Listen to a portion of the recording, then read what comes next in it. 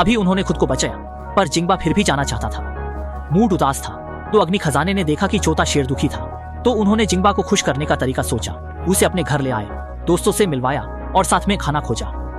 जिंबा कीड़े खाता था, पफ पफ और छोटी लोमड़ी के साथ। वह मजबूत शेर बन गया, हर दिन उनके साथ बिताता। अब जिंबा 400 किलो का है और सबको आसानी से खाना दिलाता है। सब जिंबा से जुड़ गए, पर गौरव राज्य में स्कार और कुत्तों का राज शुरू हुआ। अत्यधिक शिकार से संतुलन बिगड़ गया, जानवर कम हो गए। शेर कबीला अब स्कार के कब्जे में है। नाना ने सहन न करने का फैसला किया, चुपके से बाहर निकलकर मदद मांगने का निर्णय लिया। रात में भागने की योजना बनाई, पर स्कार को पता चल गया।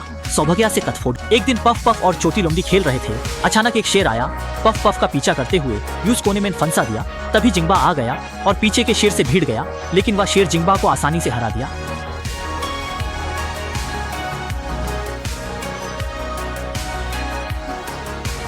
जिंबा और नाना इस तरह मिले, दोनों बहुत खुश थे। जिंबा ने नाना को अपने दोस्तों से मिलवाया।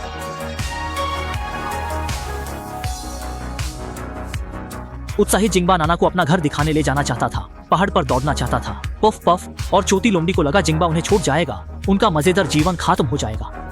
नाना ने बताया वह मदद मांगने आई थी, पर जिंबा वापस जाने को तैयार नहीं था। नाना को लगा जिंबा बदल गया है, वह निराश होकर चली गई। नाना के जाने के बाद जिंबा जंगल में अकेले घूमता रहा। एक बुद्धिमान से मिला जिसने कहा उसने शेर राजा के बेटे को गले लगाया था, और शेर राजा अभी बुद्धिमान के मार्गदर्शन में सिम्बा नदी किनारे पहुंचा और जल में पिता का परिचित चेहरा देखा। पिता ने कहा, तुम अद्वितीय राजा हो, तुम पर मुझे गर्व है। याद रखो तुम कौन हो, तुम मेरे सबसे बहादुर बेटे हो। सिम्बा ने उगाते सूरज को देखा और पीछे न हटने का निर्णय लिया।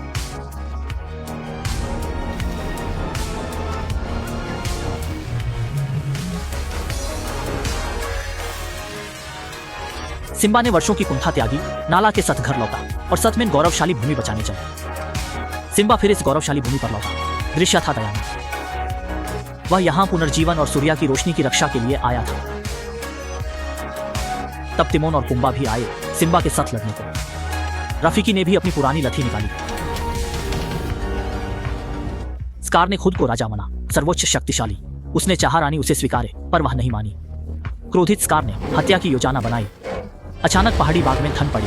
स्कार और हेनोन को डराया। उन्हें लगा शेर राजा जीवित है, पर वह सिम्बा था। स्कार ने तुरंत भावनात्मक चाल चाली, सिम्बा के पुराने घाव कुरेदे। स्पष्ट था सिम्बा अभी भी अतीत से जूझ रहा था।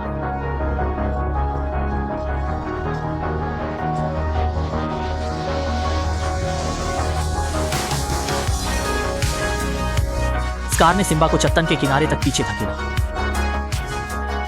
सिम्बा फिसला, मुश्किल से किनारे पर लटका रहा। स्कार के सामने भी वही दृश्य था, पर उसे लगा सिम्बा खेल रहा है।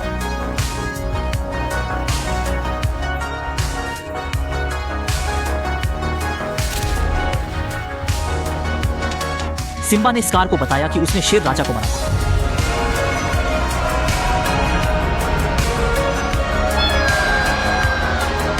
अचानक सिम्बा ने मौका देखकर स्कार को पकड़ा और चट्टान पर चढ़ गया।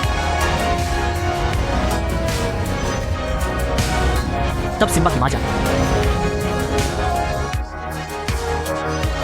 कहा, तुम वक्त पर घाटी नहीं पहुंचे तो शेर की अंतिम मुद्रा कैसे जानते? निशान ने फिर से नतक नहीं किया।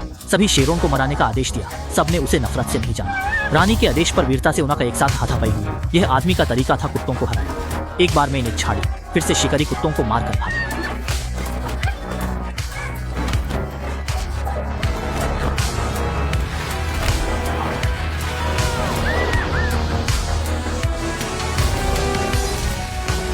कुछ समय बाद कुंफू हाउंड हराया गया और पीछे हट गया।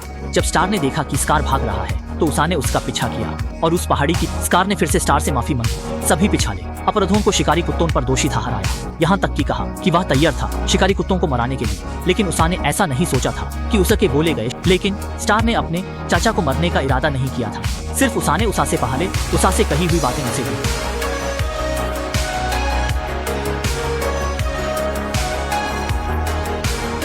और जब स्कार ने लोगों को जाने नहीं दिया था, उसाने कहा कि स्टार मूर्ख नहीं था और स्टार चट्टान से धक्का देने के लिए तैयार। इस बार स्टार नरम नहीं होगा। उसाने निशान को चट्टान से फेंका। हालांकि निशान मौत के लिए नहीं गिरा। वह शिकारी कुत्ते को देख रहा था जो घेरा नहीं जा सकता था, और शिकारी को आसपास के शिकारी कुत्तों ने सुना। और सिम्बा का इरादा चाचा को मरने का नहीं था। उसने बस वही किया जो उसने पहले कहा था।